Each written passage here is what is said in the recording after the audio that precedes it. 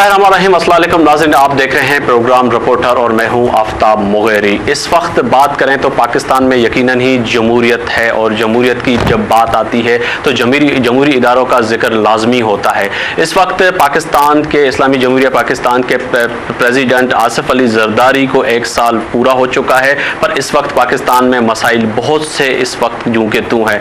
President of Pakistan जिस तरह एक ताकतवर प्रेसिडेंट कहा जाता है इस मौजूदा प्रेसिडेंट को, और उसके साथ साथ इस वक्त अगर बात करें तो महंगाई और बिजली और दीगर जो इस वक्त मसाइल पाकिस्तान को सामने हैं वो जूं के तू हैं। आज इस इशू पे बात कर रहे हैं। जिन मेहमानों को मैंने दावत दी है इस स्टूडियो में अपने, उनका तारुफ कराता चलूँ। मेरे पहले मेहमान हैं डॉक्टर मिर्जा अख्तियार बेग साहब, मुशीर टेक्सटाइल, रहनुमा पाकिस्तान पीपल्स पार्टी। आपका बहुत बहुत शुक्रिया कि आप स्टूडियो में तशरीफ लाए। मेरे दूसरे मेहमान हैं डॉक्टर आरिफ अलवी साहब, सेक्रेटरी जनरल तहरीक इंसाफ पाकिस्तान। आपका भी बहुत बहुत शुक्रिया कि आप स्टूडियो में तशरीफ लाए। मेरे तीसरे मेहमान हैं सलीम जिया साहब, पाकिस्तान मुस्लिम लीग नून के सिंध के रहनुमा हैं। आपका भी बहुत बहुत शुक्रिया कि स्टूडियो में तशरीफ लाए। मिर्जा साहब, इस वक्त 1 साल पूरा हो गया पीपल्स पार्टी की तवील जिदोजहद, इस वक्त प्रेसिडेंट भी आपका, प्राइम मिनिस्टर भी आपका, पर मसाइल अभी तक हल नहीं हुए।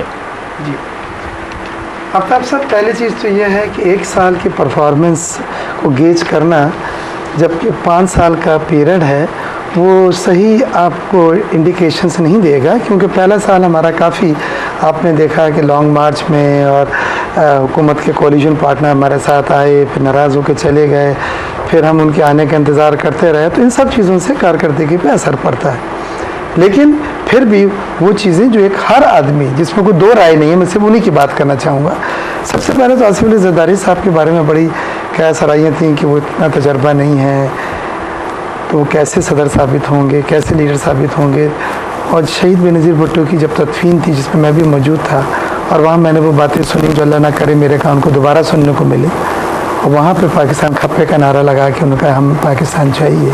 उन्होंने एक बहुत ही मैच्योरिटी और एक बहुत ही विजनरी लीडर का ठप्पा लगाया है, जिसको सबने पूरी दुनिया में अप्रिशिएट किया। उसके बाद फिर उनका जो दूसरी चीज़ थी वो थी नेशनल रिकन्सिलेशन की। ये बात बहुत से हमारे पार्टी में लोगों के समझ में नहीं आई, जिससे सिंध में हमें गिनती में अपने कोलिशन पार्टनर की ज़रूरत नहीं थी, लेकिन ये आसिफ साहब थे जिन्होंने कहा कि नहीं, इनको हमें साथ लेके ऑन बोर्ड चलना है। और अब बातें वो वाज़ेह होती जा रही हैं, वो विज़न जिससे उन्होंने सबको अपने साथ ऑन बोर्ड लिया। तो कौमी मुफाहमत की पॉलिसी पे वो पहले दिन से कारबंद है, और ये एक ग्रेट लीडर की, जिसका बड़ा वसी दिल और कल्ब हो और जहन हो, उसकी निशानदेही करता है। उसके बाद मैं, क्योंकि माशियात से मेरा ताल्लुक़ है, मैं चंद बातें माशियात की भी कहूँगा कि जब हम उनसे मिले तो मैंने कहा सर आप जब वो सदर नहीं बने थे तो अप्तमा का डेलीगेशन जरदारी हाउस में हम लेके गए थे, तो हमने कहा सर आप किसी तरह से बीटी कॉटन का बस कल्टीवेशन का बिल पास करवा दीजिएगा, क्योंकि हमारी डेस्टिनी कॉटन है इस वक्त 7% एक्सपोर्ट हमारी टेक्सटाइल की हैं, और हमारी यील्ड जो है कॉटन की पैदावारियत पूरे खत्ते में सबसे कम है।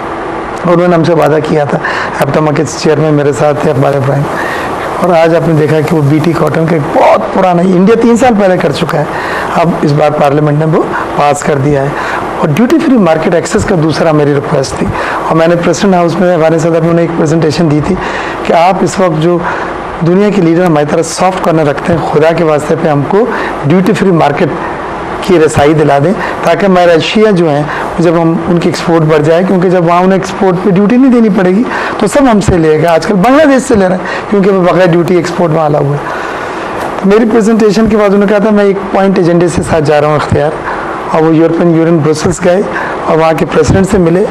फ्रांस के सदर ने, यूके के प्राइम मिनिस्टर गॉर्डन ब्राउन ने, जर्मनी के वाइस चांसलर ने हमें सपोर्ट किया, और मुझे उम्मीद है कि हम बहुत एडवांस स्टेज में हमें ड्यूटी फ्री मार्केट एक्सेस मिलेगा। उसके बाद उन्होंने ईरान के लिए गैस पाइपलाइन का जो था, जिस तरह से हेड तक विजिट्स करके वो एग्रीमेंट साइन किया है, क्योंकि हमारे पास गैस के ज़खायर कम हो रहे थे।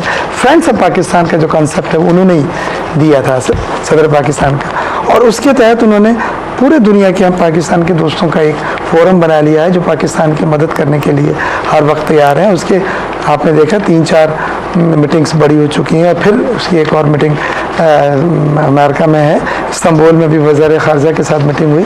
तो ये एक खारजा पॉलिसी की भी हमारी जी बड़ी कामयाबी है। आपने तो वजह फरमाया कि तमाम खारजा पॉलिसी और बड़ी एक आपने बातें की जिस तरह प्रेसिडेंट पाकिस्तान के, पर मैं आपके पास आऊँगा डॉक्टर आरिफ अलवी साहब, जिस तरह प्रेसिडेंट पाकिस्तान ने 22 गैर मुल्की दौरे किए, एक साल में 3 माह मुल्क से बाहर रहे, करोड़ों रुपए, लाखों रुपए, मिलियन डॉलर जो खर्चे होते हैं हमारे इस प्रेसिडेंट के दौरों पे और प्राइम मिनिस्टर के दौरों में। इस वक्त अपोजिशन को तो ये कहा जाता है, मैं सलीम जी आपसे लाजमी पूछूंगा कि वो फ्रेंडली अपोजिशन है, आखिर कौन बताएगा अवाम उन्नास को कि मुल्क में जो इतने मसाइल हैं आखिर उनको मौजूदा हुकूमत किस तरह सही करे? आपकी बात बिल्कुल दुरुस्त है। मैं समझता हूँ कि बड़ी अहम मुद्दा आपने उठाया है। यकीनन मईशत का एक वो हिस्सा है जो हमारी समझ में नहीं आ रहा, जो इनकी समझ में आया पीपल्स पार्टी के, कि इनके पास वाफिर पैसा है खर्च करने के लिए बहुत सारी चीज़ों पर। मैं आपको मिसाल देता हूँ, जब आपने मुझसे पूछा कि आसिफ ज़रदारी साहब का 1 साल हो गया तो क्या क्या 1 साल की जो रिपोर्ट है वो क्या होगी, तो अखबारों के अंदर आज करोड़ रुपए के इश्तेहारात हैं। मैं समझता हूँ कि अगर सारे पाकिस्तान के अखबारात का अंदाज़ा लगाया जाएगा तो 40-50 करोड़ रुपए के इश्तेहारात छपे हैं, जो इस बात को सराह रहे हैं कि आसिफ ज़रदारी साहब का 1 साल बड़ा अच्छा गुजरा है और मुबारकबाद दे रहे हैं। तो यकीनन मईशत का एक हिस्सा ऐसा होगा जो मेरी समझ में नहीं आ रहा, जबकि रोटी महंगी है, जबकि आटा महंगा है, जबकि खाना महंगा है, जबकि अफरात ज़र है, जबकि इन्फ्लेशन जो है वो कमर तोड़ है, जबकि मईशत का ये हाल है जो गरीब को नज़र आ रहा है। अच्छा, आप ये समझ लीजिए कि मैं ये भी मानता हूँ कि 1 साल काफ़ी नहीं है इस बात को देखने के लिए और तौलने के लिए, मगर मैं ये भी जानता हूँ कि अगर मैं किसी बस में बैठा हूँ तो बस का डायरेक्शन भी तो बदलना चाहिए ना। उसका डायरेक्शन मईशत के एतबार से, गरीब के एतबार से मैं बदलता हुआ देख ही नहीं रहा हूँ। इकोनॉमिक पॉलिसीज़ वही हैं। 10वां सिटी बैंक रिलेटेड बजट आया है, जो सिटी बैंकर का बनाया हुआ बजट है।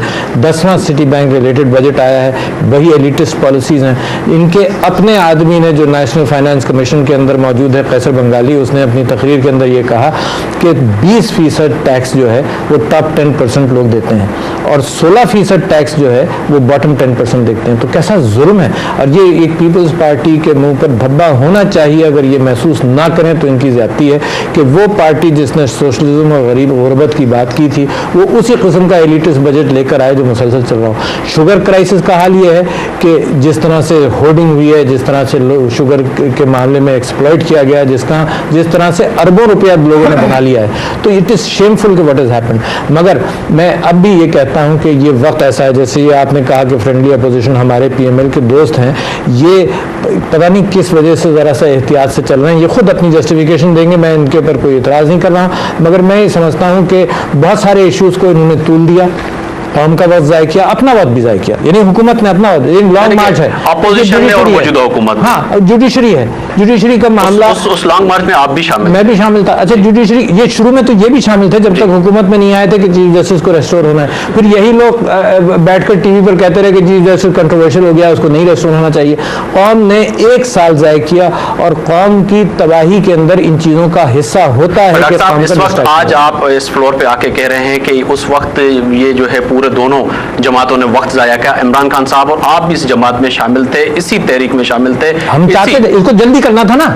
मैं तो ये कह रहा हूं कि जो इशू कौम के सामने है उसको जल्दी हल करो। साहब आपकी तरफ आऊंगा, जिस तरह फ्रेंडली अपोजिशन और लॉलीपॉप अपोजिशन कहा जाता है पाकिस्तान मुस्लिम लीग नून को, कि आप अपोजिशन की बात नहीं करते, फ्लोर पे जाके कोई ऐसा अवामी इशूज नहीं उठाते कि जिस तरह अवामी मसाइल हल हो। इस वक्त 22 दौरे गैर मुल्की प्रेसिडेंट कर चुके हैं, 3 माह मुल्क से बाहर रहे, 1 साल में अरबों रुपए खर्च हुए, बिलियन डॉलर आवाम के लगे, आपने आवाज़ नहीं उठाई। मेरे ख्याल या तो आप प्रोसीडिंग्स शायद आपने गौर से नहीं देखी होगी। हमने तो भरपूर तौर पर उनके जितने भी दौरे थे उनके हवाले से, जब भी वो दौरे से वापस आया हुआ, वो 20 दिन का था, 1 महीने का था, 15 दिन का था, उस पर बाकायदा हमने उनकी बात पर्स की है, उनसे बातचीत की है, उन पर हमने तनकीद की है और हमने यही बताया कि इन दौरों से, अगर यही दौरे, हमारा हमेशा ये रहा कि ये जो 28 दौरे हैं ये गैर मुल्की के बजाय अगर बलूचिस्तान में हो जाते, अगर सूबा सरहद में हो जाते और सूबा सिंध के अंदरूनी इलाकों में हो जाते जहाँ पर मसाइल हैं, तो मैं आपको यकीन से कहता हूँ कि इसके कहीं ज़्यादा फ़वायद होते। क्योंकि डेरा बुगटी में लोग इंतज़ार में हैं, सूबा सरहद में जहाँ जहाँ पर ये वाक़यात हुए वहाँ पर इंतज़ार में हैं कि हमारे मुंतखब लोग वहाँ पर आएंगे, नहीं जा सके। बात आपकी जो थी कि हमारा role as a friendly opposition, आप बिल्कुल आप बाख्तियार हैं, आप इस तरह का कह सकते हैं। नहीं, आवाम कह रही है ना, नहीं, आवाम का तो देख रही है, नहीं, आवाम के तो तो जिस बाद में तरह बात आएगी, आप आप बात की आवाम की बात बाद में आएगी। देखिए, हम भरपूर तौर पर अभी जो जुडिशरी